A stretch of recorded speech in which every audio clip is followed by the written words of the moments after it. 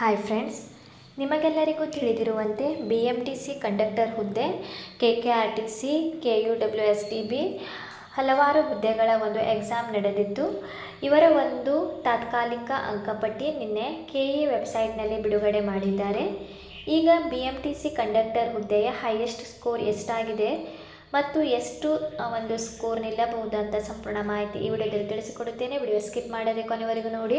ಯಾರೆಲ್ಲ ನನ್ನ ಚಾನಲ್ ಹೊಸದಾಗಿ ನೋಡುವವರು ಪ್ಲೀಸ್ ಸಬ್ಸ್ಕ್ರೈಬ್ ಮಾಡಿ ಮತ್ತು ಪಕ್ಕದಲ್ಲಿರೋ ಬೆಲ್ ಐಕಾನನ್ನು ಕ್ಲಿಕ್ ಮಾಡಿ. ನಾನು ಹಾಕುವ ಈ ರೀತಿಯ ಹೊಸ ಹೊಸ ಉದ್ಯೋಗದ ಮಾಹಿತಿ ಬೇಗನೆ ನಿಮ್ಮ ಹತ್ತಿರ ತಲುಪುತ್ತದೆ.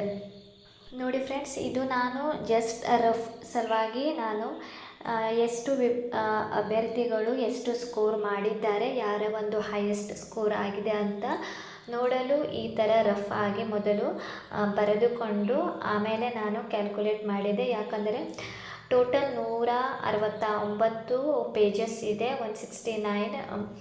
ಅದರ ಸಲುವಾಗಿ ಯಾರು ಎಷ್ಟು ಹೈಯೆಸ್ಟ್ ಸ್ಕೋರ್ ಮಾಡಿದ್ದಾರೆ ಅಂತ ನೋಡಿದಾಗ ಒಬ್ಬ ಅಭ್ಯರ್ಥಿ ಅಷ್ಟೇ ಅವರ ಒಂದು ಸ್ಕೋರ್ 150.25 ಆಗಿದೆ. ಆಮೇಲೆ ಇಲ್ಲಿ ನೀವು ನೋಡಬಹುದು 146.5, 146.25, 144, 140, 139, 138, 136, 135, 134, 132 ಪಾಯಿಂಟ್ ಕೂಡ ಇದೆ. 130, 129, 127, 125, 124, 122, 121, 120 ಈ ರೀತಿಯಾಗಿ ಸ್ಕೋರ್ ಮಾಡಿದ್ದಾರೆ. ಇದು ಟಾಪ್ ಹೈಯೆಸ್ಟ್ ಅಂತ ನೀವು ಹೇಳಬಹುದು.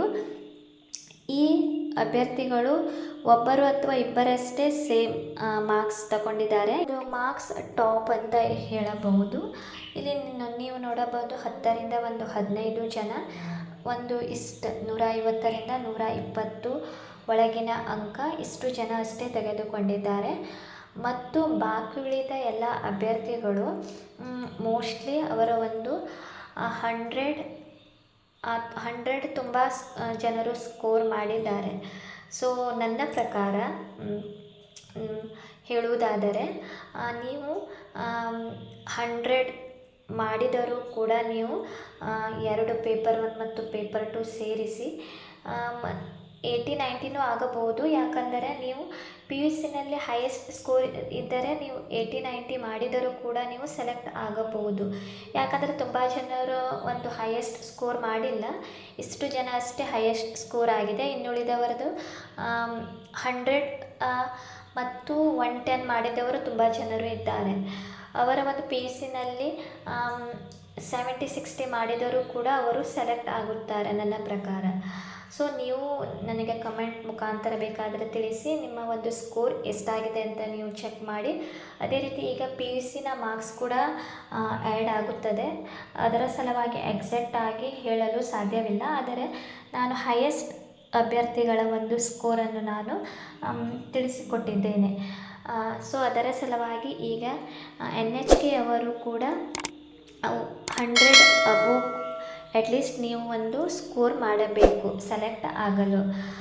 ಅದೇ ರೀತಿ ನಾನು ಈ ಒಂದು ಸ್ಕೋರ್ ಲಿಸ್ಟಿನಲ್ಲಿ ಇನ್ನೊಂದು ವಿಷಯ ಕೂಡ ಚೆಕ್ ಮಾಡಿದೆ. ಏನೆಂದರೆ ಅದು ಪೇಪರ್ 1ನಲ್ಲಿ ತುಂಬ ಜನರು 60 ಅಬೋವ್ ಮಾಡಿದ್ದಾರೆ.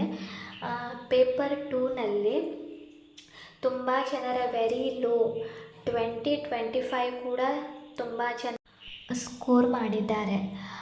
ಸೊ ಫ್ರೆಂಡ್ಸ್, ನಾನು ಹೇಳುವುದೇನೆಂದರೆ ನೀವು ಪೇಪರ್ 2 ಅದರಲ್ಲಿ ನಿಮಗೆ ಗೊತ್ತಿದೆ ಇಂಗ್ಲೀಷ್ ಇರುತ್ತೆ, ಕಂಪ್ಯೂಟರ್ ಕ್ವಶನ್ಸ್ ಮತ್ತು ಕನ್ನಡ ವ್ಯಾಕರಣ ಅದನ್ನೆಲ್ಲ ಇರುತ್ತೆ. ನೀವು ಅದರ ಮೇಲೆ ಹೆಚ್ಚು ಕೂಡ ಫೋಕಸ್ ಮಾಡಿ. ಯಾಕಂದರೆ ನೋಡಿ, ತುಂಬ ಜನರು ಪೇಪರ್ 1ನಲ್ಲಿ ಒಳ್ಳೆಯ ಸ್ಕೋರ್ ಮಾಡಿ ಪೇಪರ್ 2ನಲ್ಲಿ ತುಂಬ ಕಡಿಮೆ ಅಂಕವನ್ನು ಪಡೆದಿದ್ದಾರೆ. ಅದರ ಸಲುವಾಗಿ ನೀವು ಈಗ ನಡೆದ ಒಂದು NHK ಪೇಪರನ್ನು ನೀವು ರೆಫರ್ ಮಾಡಿ ಮತ್ತು ಸ್ಟಡಿ ಮಾಡಿ. ಯಾಕಂದರೆ ಪೇಪರ್ 1 ಮತ್ತು ಪೇಪರ್ 2 ಎರಡೂ ಒಂದು ಪೇಪರ್ನಲ್ಲಿ ನಿಮಗೆ ಒಳ್ಳೆಯ ಸ್ಕೋರ್ ಬಂದರಷ್ಟೇ ನೀವು ಸೆಲೆಕ್ಟ್ ಆಗುತ್ತೀರಿ.